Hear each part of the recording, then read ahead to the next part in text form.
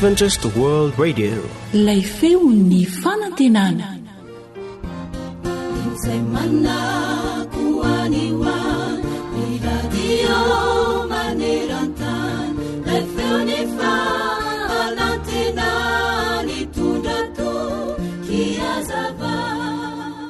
Izao no voalazan'ity olo-kendry izay manao hoe azavariana miahy ihany amin'ny zavatra mety ho very fa kosa mifantoha amin'ny zavatra tokony ho azonao.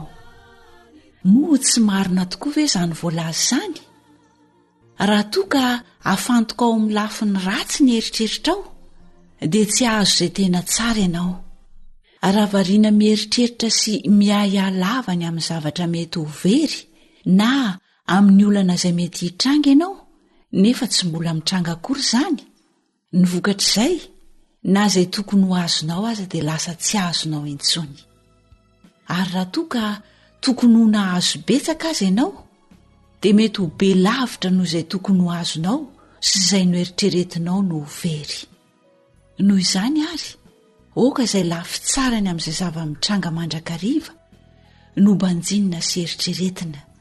Ary raha misy ny olana dia aza reraka amin'ny tanisy izany fa aoka ny vahaolana no tadiavina sy andaniana andro. Aoka izay zavatra tokony ho azo no hifantohana bebe kokoa ary ataovy amin'ny pahendrena izany. Dia mangatah hery sy fahendrena avy amin'Andriamanitra ahafahanao mahavita izany. Fa hoy ny voalazan'ny tenin'Andriamanitra hoe iza ao aminareo na dia manahy aza no mahay manampy ny andro iainany na dia kely monja aza dia aza manahy ianareo ka manao hoe inona no haninay na inona no sotroinay na inona no tafianay. Fa izany rehetra izany dia katsahany jentilisa fatratra fa fantatry ny rainareo izay any an-danitra fa tokony ho anareo izany rehetra izany. Ary amin'izany dia aza manany amin'ny ampitso ianareo fa ny ampitso hanany azy ampy ho an'ny andro ny ratsy miseho ao aminy. Matio 9:17 9:20 sy ny 2:30 ary ny 4:30. Miteny ny Baiboly hanisan'andro mofolaina raisoao ampofazamalaina fatomotrany andro izao.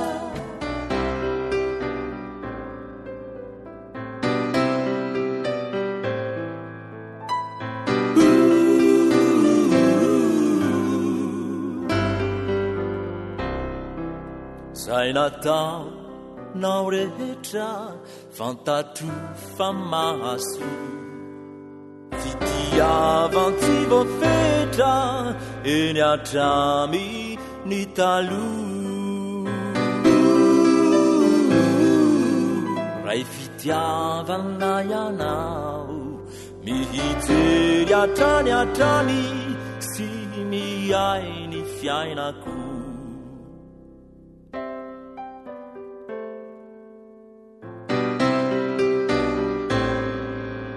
Na mandeha aho la mitoetra hitanao ho avoko ny miafina rehetra fantatrao ritsito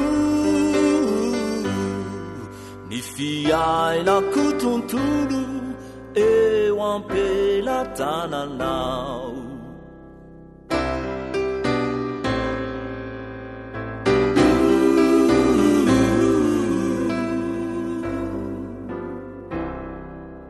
Na umami na mangidy ny andro sisa iainako tsy izao no misafidy fa ianao ritsito. Ray fitiavan'la ianao fa niriko ao anaty tsy hisaraka aminao. Tarika ny ambasadora.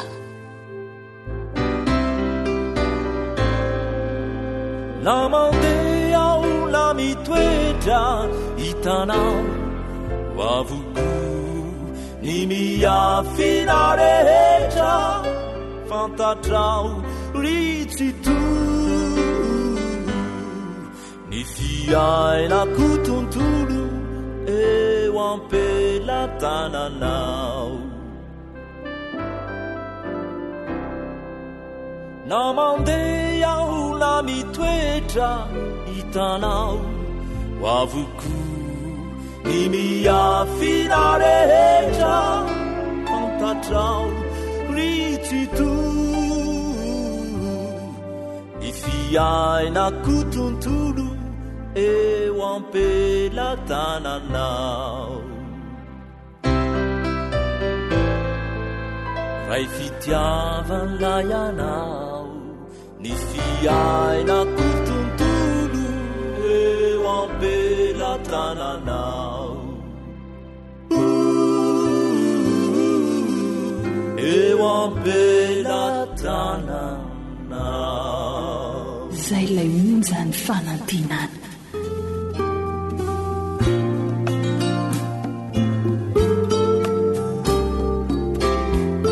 fahaiza miaina mampirindra ny fiarahamonina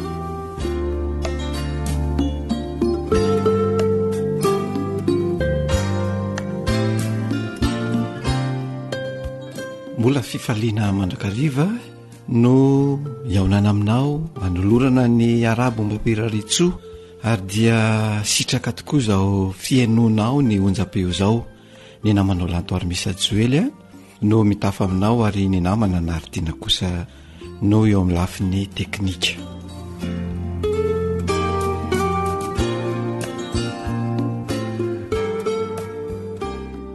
amin'ity anio ty indray dia iresaka isika ireo zo sy ny andraikitry ny zatovo raha iresaka izany zo sy andraikitry izany isika amin'ity anio ity dia hita ary taratra ombinombieny fa maro ary tsy vitsy aminareo zatovo nareo tanora no mitaky izany hoe zo izany rariny de rariny tokoa ny olona tsirairay avy eny hatramin'ny ankizy madinika aza raha mitaky izany zo izany raha ny zo ny resahana dia betsaka ireo zoa fototry ny olombelona izay azo takiana ary misy ireo efa azo na de tsy takiana aza kanefa eo anatrehan'izay ho anao zatovo anao tanora raha izay zo zay no resahana raha izay no ho ambara dia tsorona fa ny zo dia mitaky andraikitra tsy hoe mitaky zany zo zany fotsiny ianao dia mijanona eo fa mifanindran-dalana mifandraika amin'izany zo zany dia misy ny andraikitra izay tsy maintsy tanterahanao ohatra hoe zon'ny zatovo zonao zatovo zonao tanora ny hitondra ny anarana anana zom-pirenena eo amin'ny tanindrazana izay misy ianao zonao ny mahafantatra ny rainao sy ny reninao raha izay no jerena hoe zo nitondra anarana ananana zom-pirenena mahafantatra ny ray sy ny reny de misy adidy mifanindran-dalana amin'izay rehefa azonao zay zo zay dia apetrao eo amin'ny toerana tokony sy sahaza azy ny ray aman-dreny rehefa fantatrao zany ireo ray aman-dreny ireo de inona ny andraikitra izay tsy maintsy ataonao noho izany dia anjaranao ny maneo fanajana maneo fakasitrahana maneo fankatoavana an'ireo ray aman-dreny ireo fa tsy hoe rehefa manana ny zo de foananao kosa ny zo zay ananany ny hafa aoka ny fahazonao sy ny fanananao zo zay tsy anafoananao ny zo zay ananany ny hafa.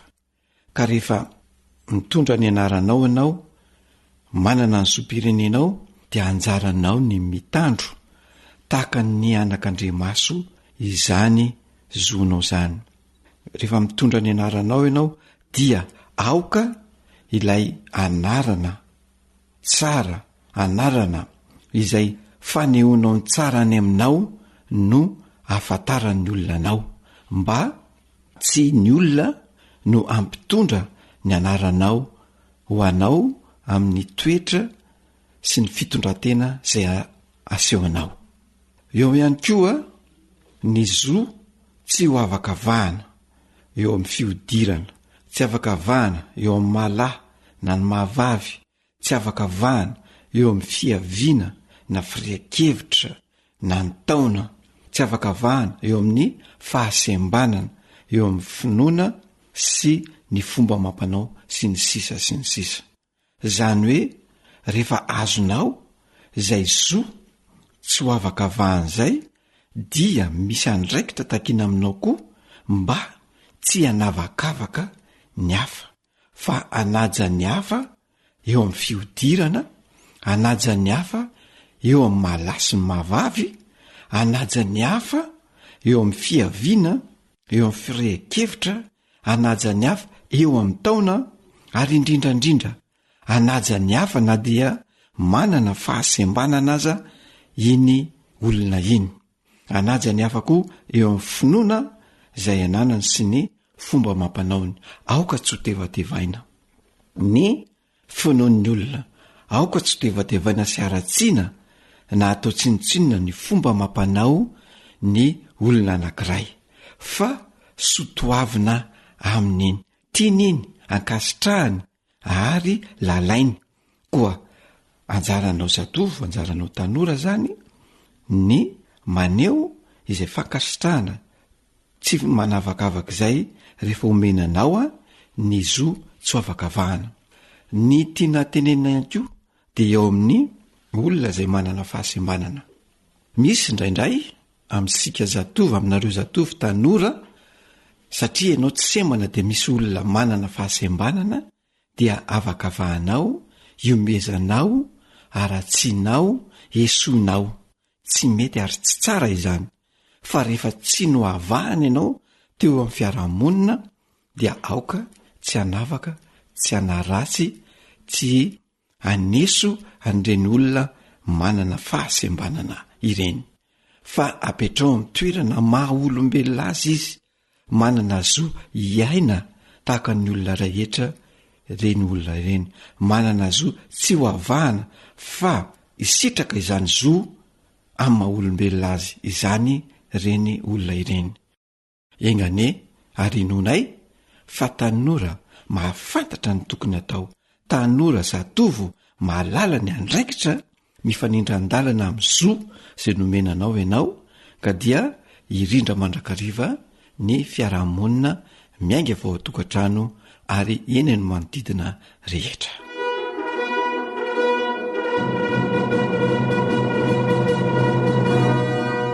Faiza miaina mampilamin-tsaina. Izay no masaka azona tolotra indray tamin'ity androany itya, ametrahana ny mandra-piona ho amin'ny manaraka indray.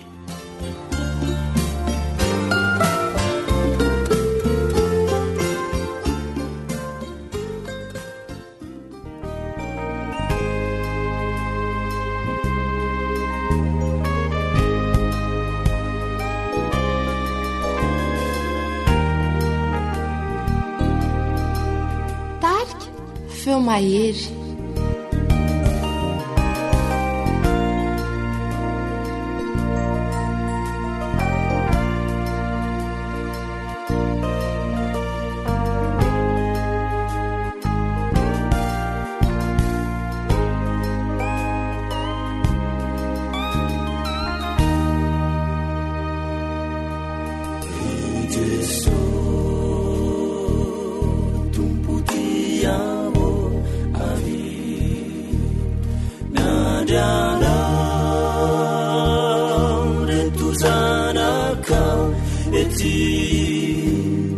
Tumpu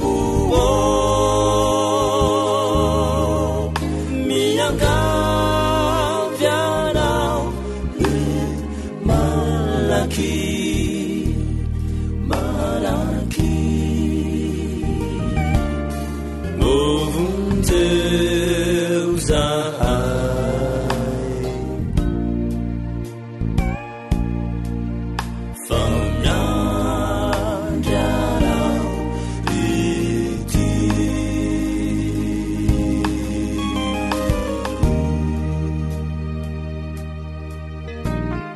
ny feon'ny fanantenana Téléphone 034 06 797 62 033 37 106 13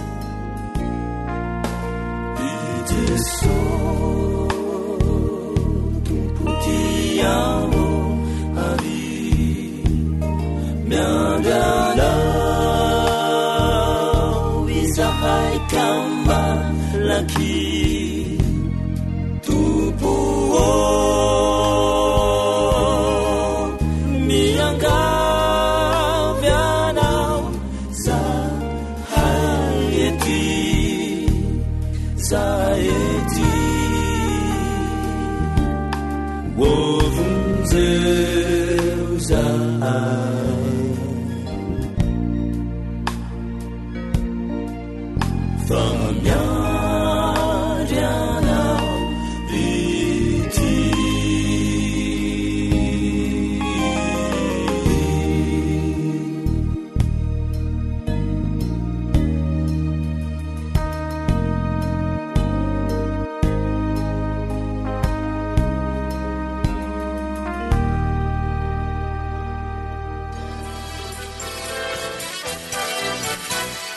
AWR manolotra ho anao feon'ny fanantenana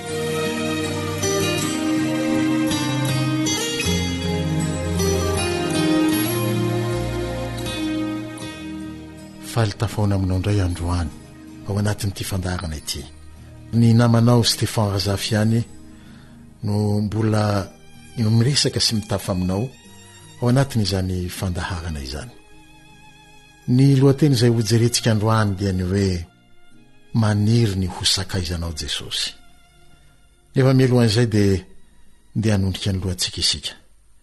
Dia hanakipy ny masontsika ary ibanjina an' Jesosy sy angataka ny fanambananantsika fifantohana sy fahalianana eo amin'izay rehetra olazaina.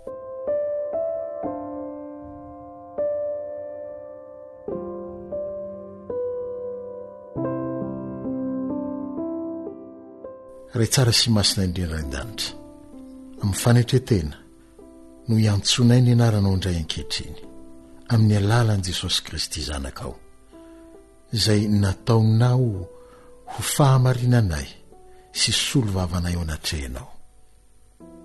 Handreny teninao izay nefa aoka ho vita fihavanana aminao mba hanananay fifantohana amin'izany teninao izany ary handraisanay ny teny rehetra izay tianao lazaina aminay. Ny fanahinao no ka hanokatra ny fosiny sainay ary ny sofinay dia mitenena Tompo amin'ny anaran'i Jesosy. Amen.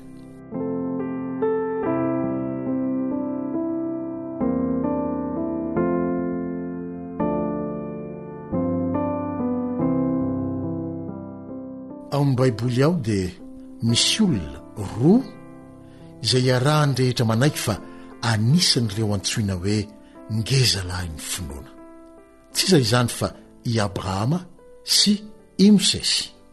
Izy ireo dia nanana ny nampiavaka azy satria nahazo fankasitrahana manokana tamin'Andriamanitra ary nantsoina hoe sakaizan'Andriamanitra.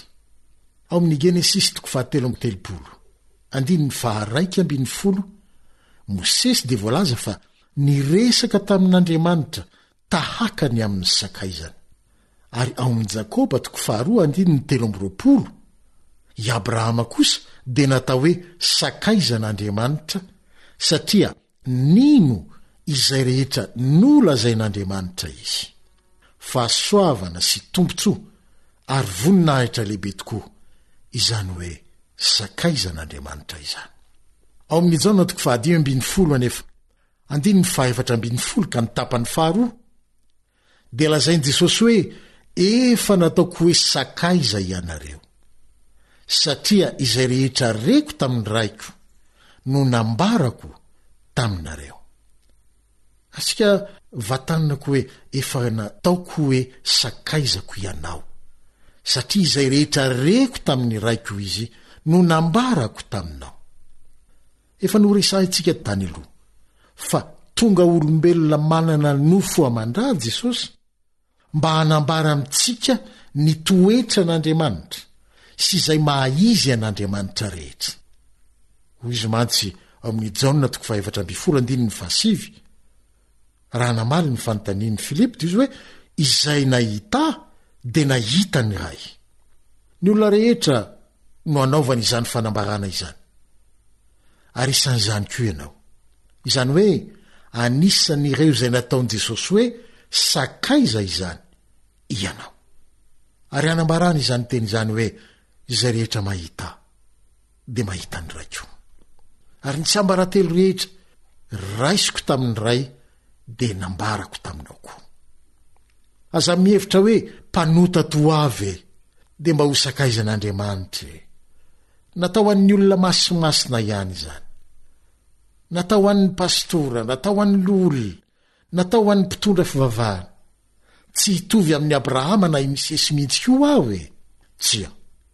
Vakeo angeny ao amin'ny filazantsarany Lioka 7:7 fa indray andro Lioka 7:7 indray andro raha hiara-ny sakafo taminy ireo sokajin'olona no heverina fa ratsy indrindra teo amin'ny fiarahamonina nisy azy Jesosy dia hoy ny olona hoe sakaizan'ny mpamory hetra sy ny mpanota izy ho an'ny olona tahaka anao sy izaho mihitsy no nahatongavan'i Jesosy ho olombelona fa hoy izy ao amin'ny filazantsarany Lioka ihany 5:7 manao hoe tsy avy antsony marina fa ny mpanota mba hibebaka.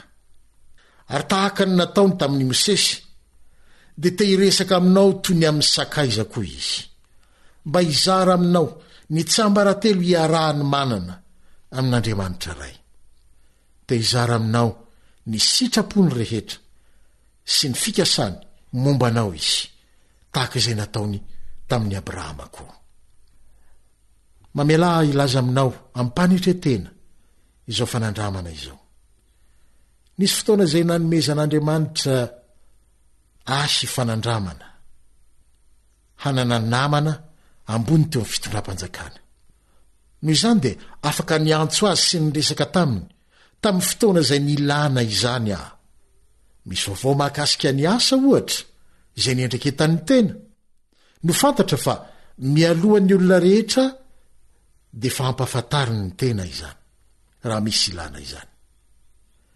Misy koa mpitantana orinasa lehibe sy vaventy nandray ny tena ho toy ny sakaiza ary dia feny fireharehana tokoa izy rehefa milaza ny tsiambaratelo ny fahombiazany sy ny fikasany amin'ny ho avy mikasika ny tetikasa hanitagana bebe kokoa ny fandrarana izay atao.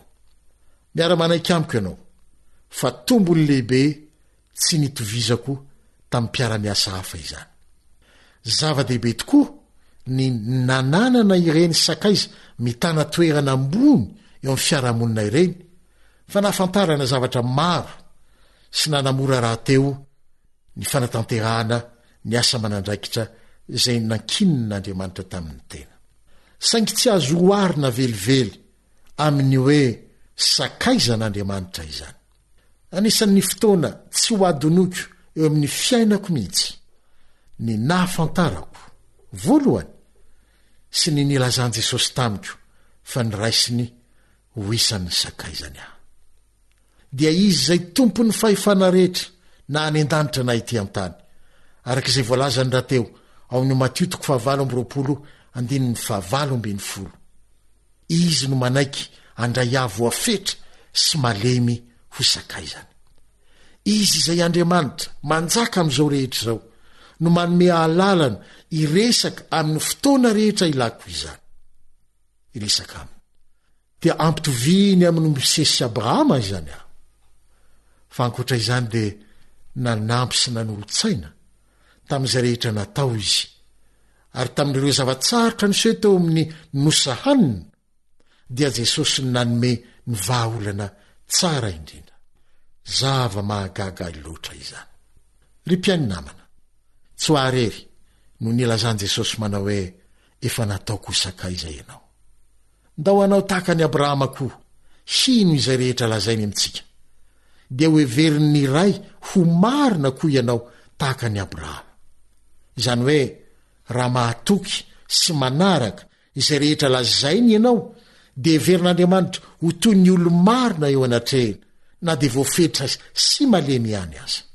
ary dia hanambara koa izy hoe sakaizan'Andriamanitra ianao toy izao nolazainy Jesosy eo amin'ny firazantsarany Jaona 5:14 ianareo ny sakaizako raha manao araka izay andidiko anareo ary dia omeny toky ianao amin'ny firazantsarany Luka 12:14 manao hoe ary lazaiko aminareo sakaizako hoe aza matahotra fa tsy ianao no anatanteraka izay rehetra nandidiny Jesosy ataonao sady tsy hainao raha teo izany fa izy ihany no anao izany raha mino sy mahatoky izay nolazainy tahaka ny Abrahama ianao araka izay voalaza amin'ny baiboly raha teo amin'ny Filipianina 4:17 manao hoe fa Andriamanitra no miasa ao anatinareo na ny fikasana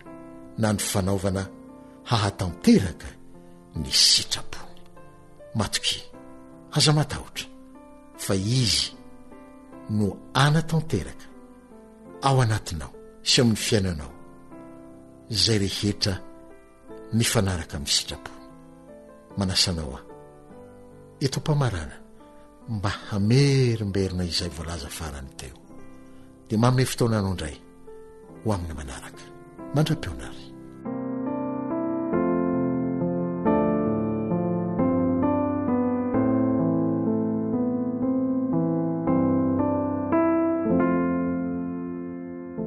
akoatra ny fiainoana amin'ny alalan'ni podcast dia azonao atao ny miaino ny fandaran'ny AWR sampana teny malagasy amin'ny alalan'ni Facebook isanandro amin'ity pejy ity AWR feon'ny fanantenana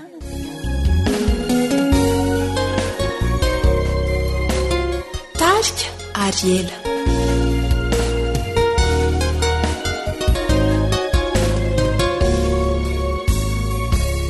sakaizaho momba tsapana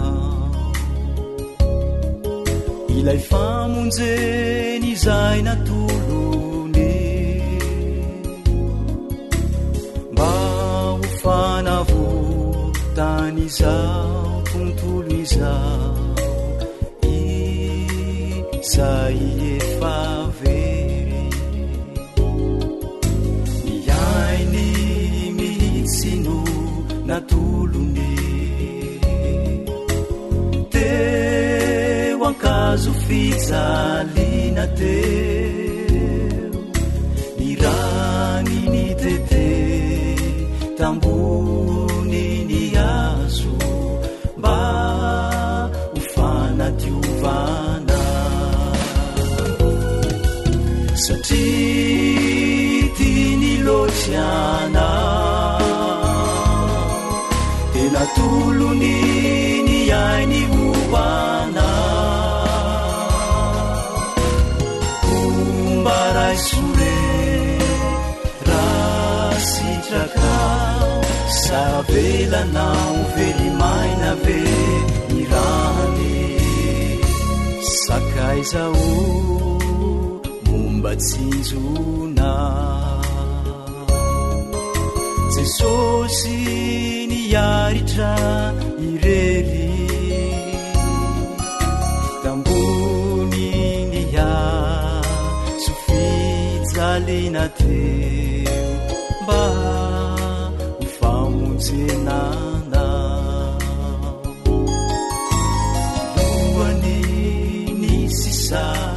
tsilo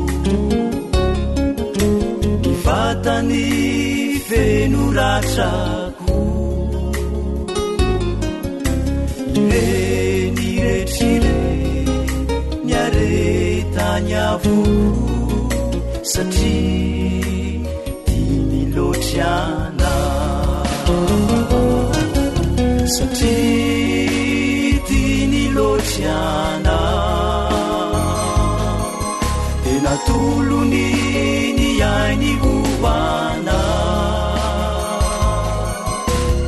ombaraisoe rasitraka savelanao verimaina ve ny rany ny feon'ny fanantenana fanantenana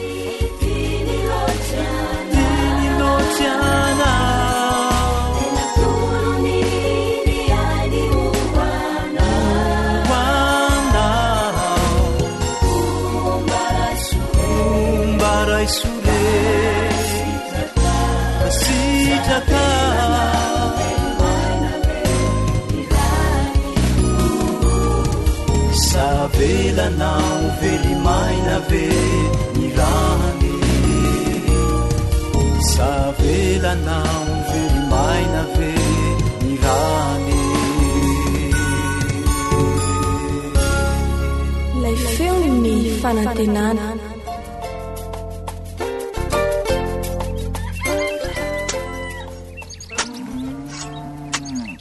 asa sy tontolo hiainana voakolo antoky ny fahavelomana re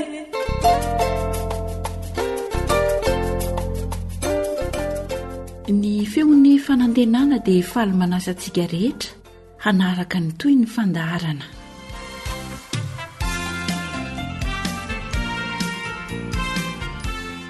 asa sy tontolo iainana voakolo antoko ny fahavelomana marina izany kondeary ampitomboina atsaraina ny traikefa efananantsika mba ahafahana mampitombo tsaratsara kokoa ny vokatra azo aleo ary ifatoantsika kely ny momba ny fanatsarana ny fiompiana gogasy dia menofinaritra ary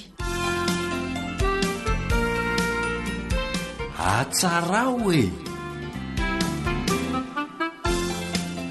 tantara no soratan'ny fanjaniaina andrenesana ho an'ny mpanoratra ary nary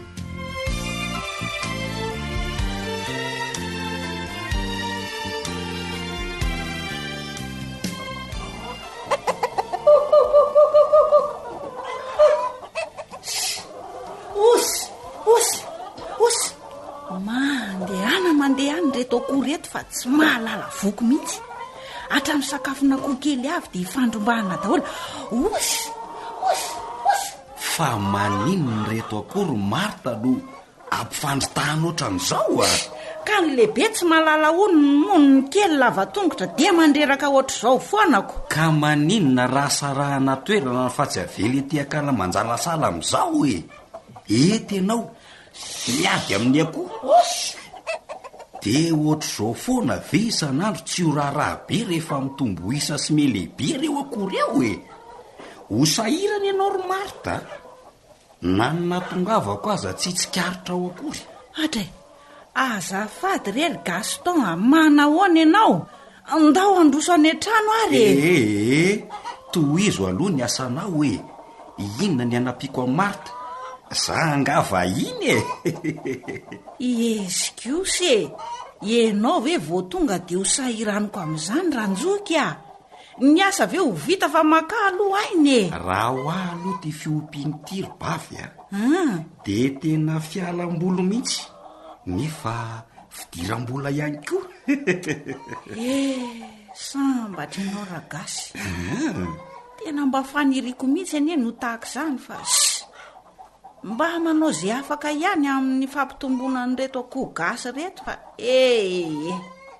tsy mahavanona tsara mihitsy fa atiantoka aza ny be debeko fa nahoana ry marta ka zaoko rehefa mba mahavokatra maromaro ny akoho tonga ny aretina mamely ary ny ao ampisoko mihitsy ny aza ny tafiny voalavo dia indraindray koa rehefa mba miely eny ny akoho laniny biby dia tonga hatrany amin'ny arabe dia lasa voahitsaky ny fiarako diany ko seny sisa re.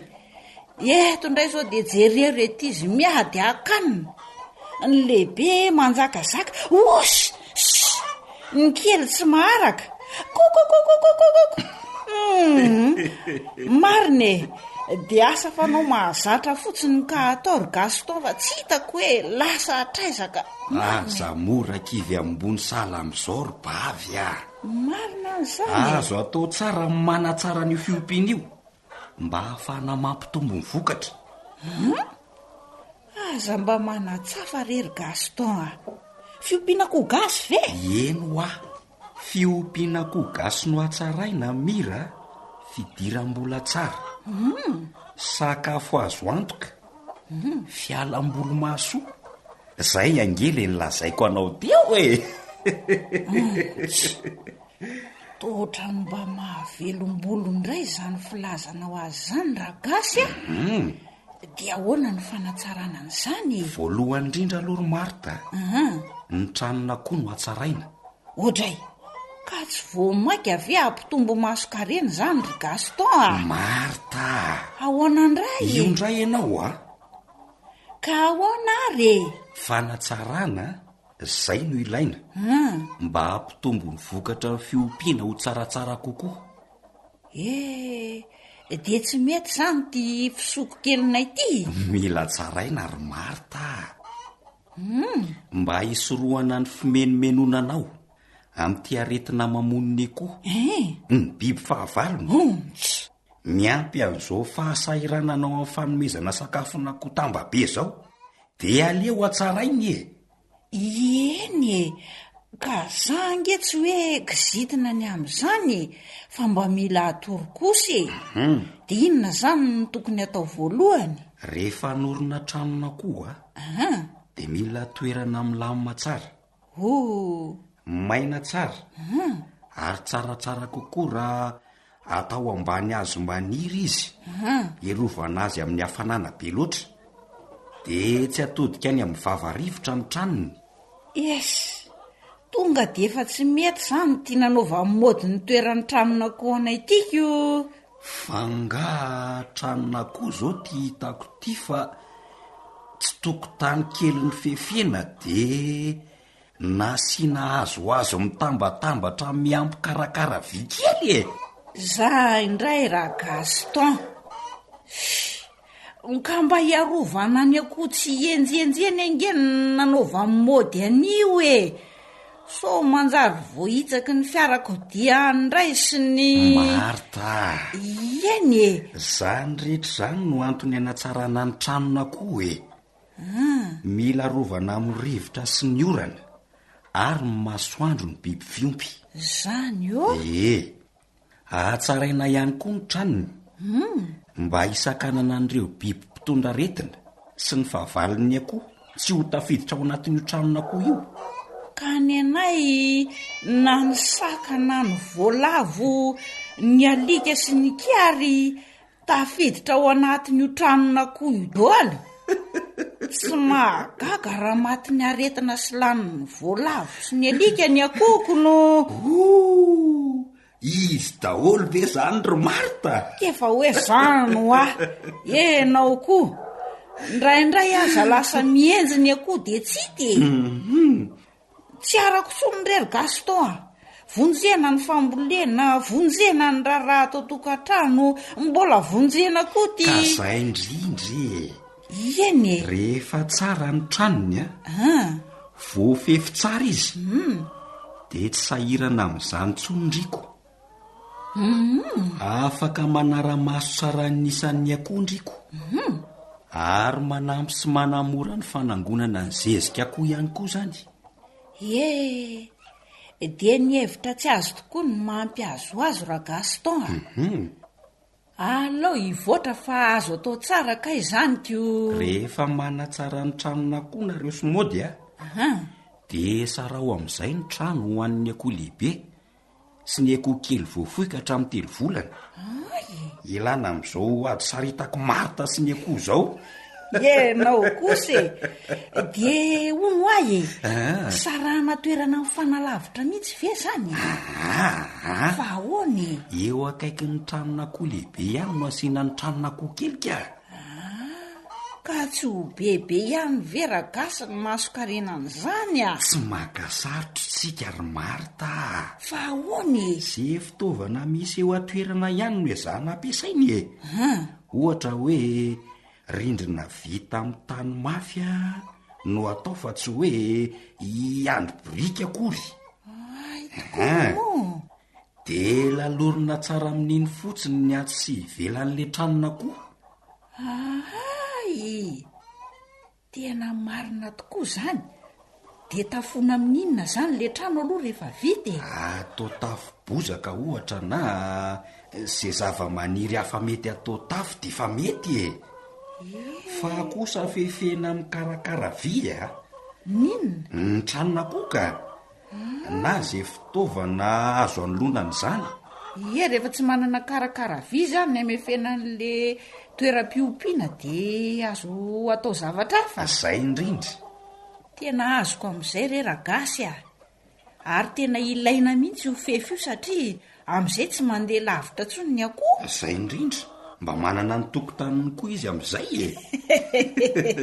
tsy ny olona ihany natao hanana tokotanyka ty mahazava ry Gaston andao amin'izay androso an-trano andraso aloha akatody akoho atao pisoko afa efa eniko ny kakakaka nanatody tato ry kalamavo sy ny namanko aleo alaiko ny atody ka ieto ve ny varavarany ary tandre milohanao sa voadony ay zay ary ka tsy ny lohako ny voadona fa inony zany vohitsako poka malemilemo maridritra fa afo zany ry Marta somary maizimaiza aizy fa afabaraka ry Marta fa ahoany vohitsako ny atody fa ahoana ary eto ambaravarana ve ny koa manatody re olona tsy hitako mihitsy mifangaro amin'inona ary izany tena vohitsako ny atodiko no ka tsy hitako aleako ihany ko ane zadratsy mihitsy ho ay apetrapetrany eny fotsiny ny atody tak'izay ianao mitondrana lampe de poche atsarao mihitsy ry Marta ny fomba fiompianareo fa mahafaty antoka ane zao rehefa mitambatambatra eno ay tsy rety izy ay petsapetsa sahala mitambary kely ranganitra ka mbola tsy mifangaro ato daholo ny zavatra etra ka aiza moa tsy voahitsaka hatramin'ny atody amboary atsarao sao tsy tamana hatramin'ny akoho okare fanganareo tsy manangona ny reto tainako reto atao zezika endrery Gaston fa aza dia nitabataba ohatra n'io ianao de ho lazaiko mihitsy maro ny mody anatsara ny tranonako rapitso de rapitso ihany mariny fanga kosa moa mody rery no anao an'izany eno miaraka nareo mivady tsy ny tranony ihany anery Marta ny mila ho atsarainy fa anisany zany eno azoko zay atomboka avy hatrany ny fanatsarana ny fiompiana akoho gasy rery Gaston de atoronao mentalany zay ary andao aloha sasana ty kiraronao ty aleo mihitsy sasana aloha fa mbola ho ary amin'ny kominako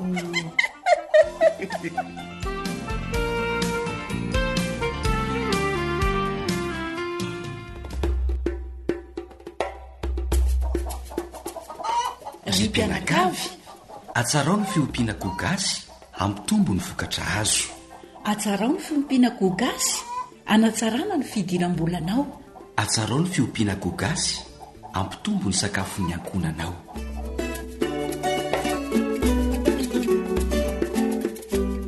tsara ny akoho gasy rehefa hohanina izy ny fiompiana azy ihany koa dia anisan'ny fidiram-bola tsara ho an'ny mpianakavy noho izany fifaliana ho an'ny onjam-peon'ny feon'ny fanantenana ny manolotra torohevitra mahasoa antsika mahakasika izay fanatsarana ny fiompiana akoho gasy izay. Voalohany indrindra aloha raha tiantsika ny anatsara ny fiompiana ny akoho gasy ka hahatonga azy hitombo ny vokatra azo izany dia ny tranony aloha ny mila hatsaraina voalohany indrindra. Ny trano izay hitoeran'ny akoho dia mila hatsaraina voalohany indrindra. Ka rehefa hanorina ny tranon'akoho ianao dia safidio tsara aloha ny toeran'ny tranon'akoho. Ka ny toerana tena mety tsara amin'ny fiompiana ny akoho gasy rehefa manorina trano isika dia toerana milamina. Mila toerana milamina zany ny akoho gasy. Atao maina tsara ary tsaratsara kokoa atao ambanin'ny hazo maniry zany ilay tranon'akoho mba hahafahana mametra ny fetraikany hafanana eo amin'ilay tranon'akoho sy eo amin'ilay akoho zany izay ompiana, mba tsy hodanin'ny hafanana be loatra ilay akoho zany.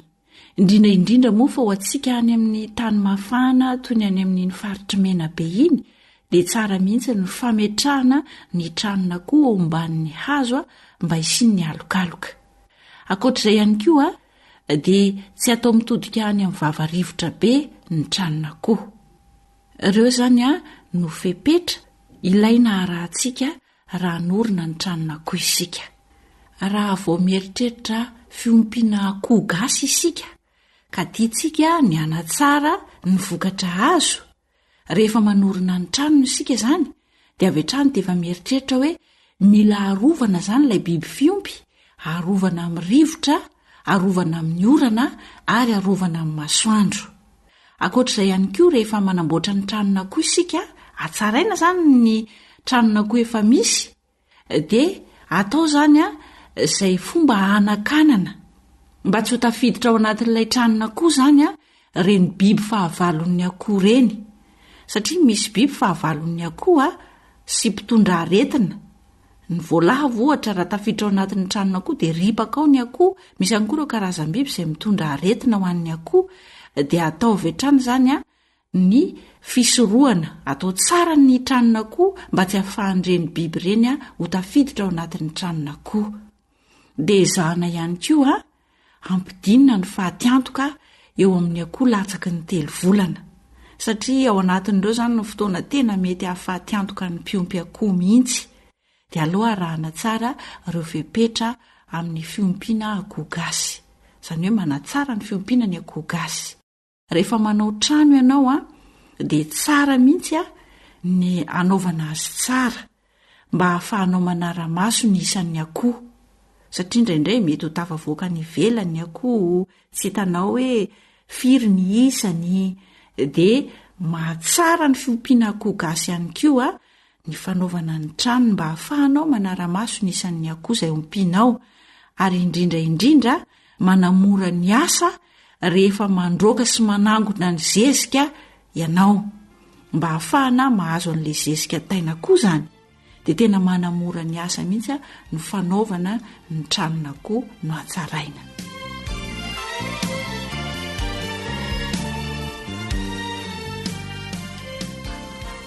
Anisan'ny fanatsarana ny fiompiana ny akoho gasy ihany koa ny fampisarahana ny tranon'akoho lehibe sy ny akoho kely vao fohy ka hatramin'ny 3 volana. Tena tsara mihitsy zany ny fampisarahana ny tranon'akoho lehibe sy ny tranon'ny akoho kely vao fohy ka hatramin'ny 3 volana. Raha vao mieritreritra zany ianao hoe ndeha hanao fiompiana akoho gasy no hatsaraina dia tsy maintsy mieritreritra trano ho an'ny akoho lehibe sy ho an'ny akoho kely vao fohy ianao ka hatramin'ny 3 volana. Dia ahorina eo akaiky ny tranon'ny akoho lehibe ihany ny tranon'ny akoho kely, fa tsy atao mifanalavitra akory. Ary mety ho lasa ny saintsika hoe lafo be ny fomba hanaovana n'izany trano izany, kanefa dia azontsika atao mihitsy ny mampiasa ny fitaovana izay misy eo an-toerana. Tsy hoe hiandry biriky vita amin'ny tanimanga isika na mbola andeha hanamboatra biriky izay vao afaka hanorina ny tranon'akoho, fa azo atao tsara ny manorina ny tranon'akoho amin'ny alalan'ireny tany mafy reny. Ireny zany no hanorenana azy dia avy eo lalorina ny atiny sy ivelany mba hahafahan'ny akoho miaina tsara ao anatin'ilay tranony. tafo-bozaka dia efa mety hanafona ny tranona koa ary izay ny tena tsara kokoa aza. Raha tsy misy moa ny bozaka hahafahana manao ny tafo dia ireo zava-maniry hafa izay misy eo an-toerana dia efa azontsika atao tafo ho an'ny tranona koa. Rehefa vita ny tranona koa dia ilaina ny mamefy azy. Izay ilay hoe hiarovana azy amin'ireo karazana biby mety ho tafiditra ao anatiny sy ny sisa dia aleo fefena ny tranony akoho. Fefena amin'ny alalan'ireny karakara vy ireny na griazy hoy isika. Na rehefa tsy misy ny karakara vy dia azontsika atao mampiasa ireo akora izay azontsika anaovana fefy misy eo an-toerana. Ry mpianakavy, atsarao ny fiompiana gogasy hampitombo ny vokatra azo. Atsarao ny fiompiana gogasy anatsarana ny fidiram-bolanao. Atsarao ny fiompiana gogasy hampitombo ny sakafon'ny ankonanao. Tsy ho faty antoka ianao raha ohatra ka manatsara ny fiompianao, indrindra ny fiompiana gogasy ho isika. Azo tanterahana tsara ary azo atao mihitsy ny mampiasa ireo fitaovana sy ny akora izay misy eo an-toerana mba hahafahana manatsara ny fiompiana ny akoho gasy.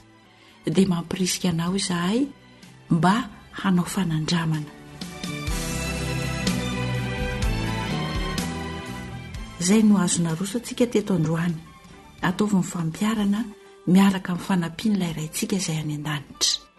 Dia manome fotoana manaraka indray na manao fanjany aina raha oly Arsoa izay nanatotosa ny fandaharana asa sy tontolo iainana ao antsika teto. Niaraka tamin'ny Sam sy Nary nandray feo sy ny sahana ny lafin'ny teknika. Tompona andraikitra Elion Andremitansoa. AWR boîte postale 700 Antananarivo 100.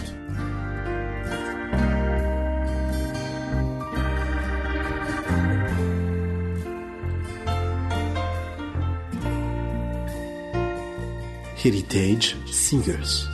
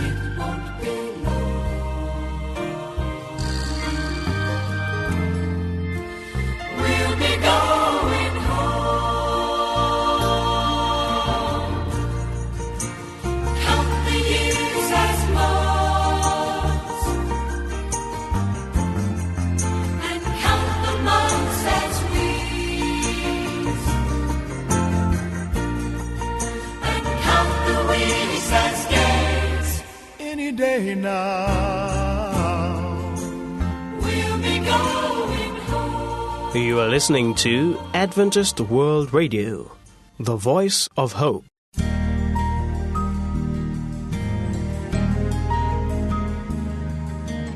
Faniteninao no fahamarinana. Taridalana manokana fianarana baiboly avoaka ny fiangonana Adventista maneran-tany. Iarahanao amin'ny feon'ny fanantenana sy ny departementan'ny sekoly sabata.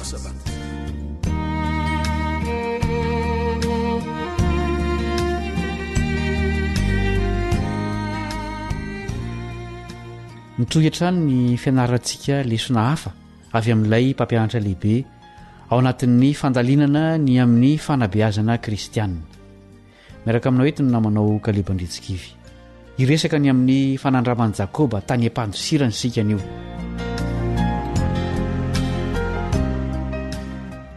Taorian'ny fitaka nataon'i Jakoba dia voatery nandositra izy. Ino nefa nitranga raha tany am-pandosirana izy. Andiovaka itsika ny Genesis 7:20-70. Genesis 7:20-70. dia nivoaka avy tany Beriseba Jakoba ka nakany arana ary tonga tao amin'ny fitoerana anankiray izy ka nandro teo ny lokala satria efa maty ny masoandro dia nakavato tamin'izany fitoerana izany izy ka natao ny ondana dia nandry teo izy ary nanonofo izy ka indro nisy tohatra niorina tamin'ny tany ka nipaka tamin'ny lanitra ny lohany ary indreo nisy anjelin'Andriamanitra niakatra sy nidina teo aminy ary indro Jehovah niseho teo amboniny ka nanao hoe izaho ny Jehovah Andriamanitry Abrahama rainao sy Andriamanitry Isaka ny tany izay andrinao dia omeko anao sy ny taranakao ary ny taranakao be tahaka ny vovoka dia ely any andrefana sy any atsinanana ary any avaratra sy any atsimo ary aminao sy ny taranakao no hitahinan'ny firenena rehetra ambonin'ny tany ary indro izaho momba anao ka hiaro anao amin'izay lalakalehanao rehetra ary ampody anao indray ho amin'ity tany ity fa tsy andao anao mandra-panaoko izay voalazako taminao ary Jakoba nahatsiaro tamin'ny toromasony dia nanao hoe ato amin'ity fitoerana ity tokoa Jehovah fa izany tsy nahalala dia araka tahotra izy ka nanao hoe endre mahatahotra ity fitoerana ity tsy hafa ity fa tranon'Andriamanitra sy vavahadiny lanitra nampiny reniny Jakoba amitaka andrainy ary dia nandony vidiny izany izy nikasa mono azy no ny fitaka natao ny rahalahiny noho izany voatery ny ala tao an-tranony izy mba tsy ho faty nitodidona kany arana izay nisy ny dadatoany Jakoba azo antoka fa tena fanandramana nampatahotra tokoa izany rehefa tonga ny alina dia natory teo ambonin'ny tany tsy misy ninnininy Jakoba ary vato no natao ny ondana tsy ela dia nanonofo izy ary nahita tohatra tao amin'ny nofony teo amin'ny tany ny tongotra ilay tohatra ary ny tampony nitehaka tamin'ny lanitra ary nivezivezy ny akanidina teo ny anjely rehefa izay dia nandreo feo Jakoba nanao hoe izaho ny Jehovah Andriamanitry Abrahama andininy 17 namerina ny teny fikasana izay nomenany Abrahama sy Isaka tamin'ny Jakoba io feo io nilaza ilay feo fa ho tonga vahoaka mahery ny taranak'i Jakoba izay ho avy ho fitahiana ho an'ny fianakaviana rehetra eto an-tany izy ireo izao nolazain'ny andininy 15 Genesis 17:15 ary indro izaho momba anao ka hiaro anao amin'izay lalakalehanao rehetra ary ampody anao indray ho amin'ity tany ity fa tsy andao anao mandra-panaoko izay voalazako taminao izao no nisawatan'ilay mpanoratra kristianina Ellen White ny amin'ny Paoly izay nahita io tohatra io koa 100 taona taty aoriana boky vavolombelona mahery takila fa 770 tazan'ity lehilahy be finoana ity izany hoe Paoly ilay tohatra Jakoba izay nampiseho an'i Kristy nampiray ny tany tamin'ny lanitra dia ilay lehilahy tonga lafatra ao amin'Andriamanitra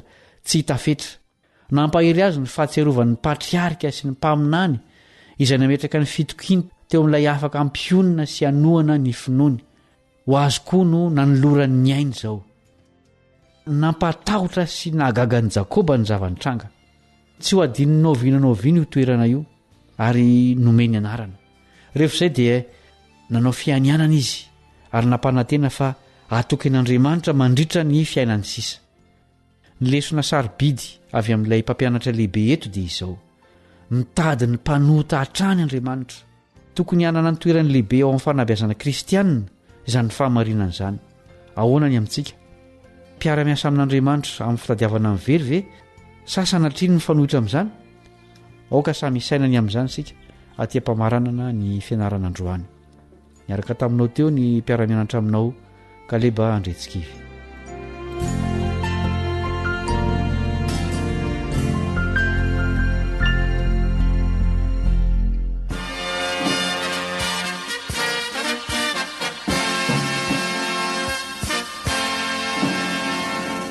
Adventist World Radio, The Voice of Hope.